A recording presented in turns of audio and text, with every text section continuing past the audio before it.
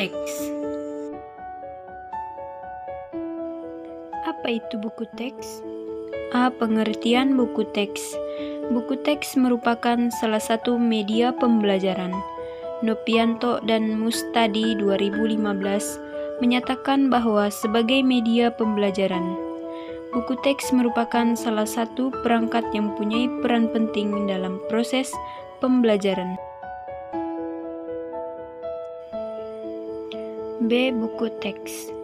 Buku teks merupakan buku pelajaran dalam bidang studi tertentu, yang merupakan buku standar yang disusun oleh para pakar dalam bidang itu untuk maksud dan tujuan internasional, dilengkapi sarana pengajaran yang serasi dan mudah dipahami oleh para pemakainya di sekolah-sekolah dan perguruan tinggi, sehingga dapat menunjang suatu program pengajaran menurut Tarigan 2010.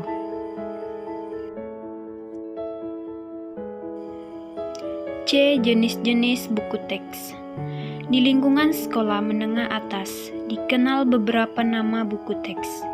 Misalnya buku teks dalam mata pelajaran Bahasa dan Sastra Indonesia, Sejarah, Fisika, Kimia, Matematika, dan sebagainya.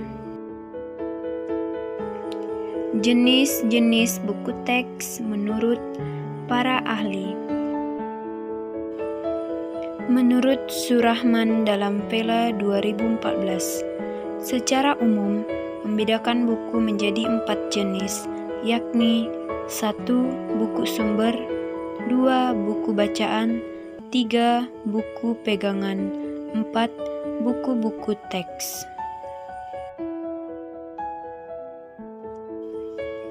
Menurut Tarigan, terdapat 4 dasar jenis buku teks yang digunakan, yakni 1. Berdasarkan mata pelajaran atau bidang studi seperti SD, SMP, SMA. 2. Berdasarkan mata kuliah dalam bidang seperti di perguruan tinggi. 3. Berdasarkan penulisan buku teks terdapat di setiap jenjang pendidikan. 4. Berdasarkan jumlah penulisan buku teks. Menurut Wiratno dalam Sut Yatina mengungkapkan bahwa jenis-jenis buku teks yang digunakan yakni 1. Buku teks utama, yaitu buku teks yang berisi pelajaran suatu bidang tertentu. 2. Buku teks perlengkapan, yaitu buku teks yang digunakan sebagai buku pembantu atau digunakan sebagai buku tambahan dari buku teks utama yang digunakan oleh murid dan guru.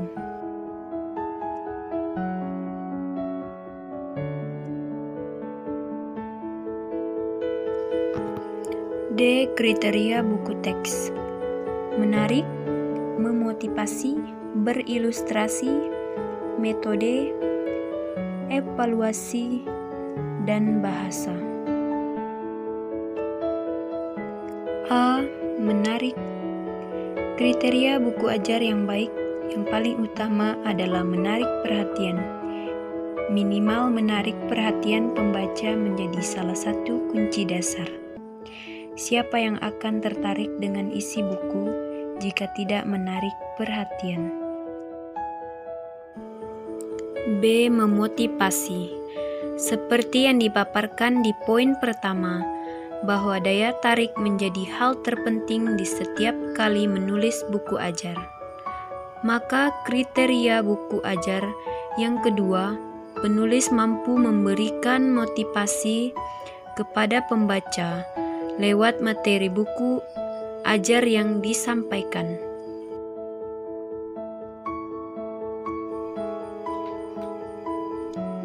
C. Ilustrasi. Agar tidak terkesan terlalu formal, maka tidak ada salahnya selama proses penulisan diperlukan adanya ilustrasi.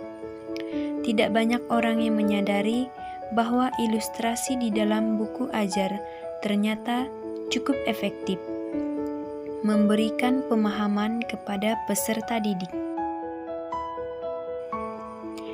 D. Metode. merupakan cara yang dilakukan oleh seorang pendidik atau seorang guru kepada para didik pada saat mengajar. Evaluasi.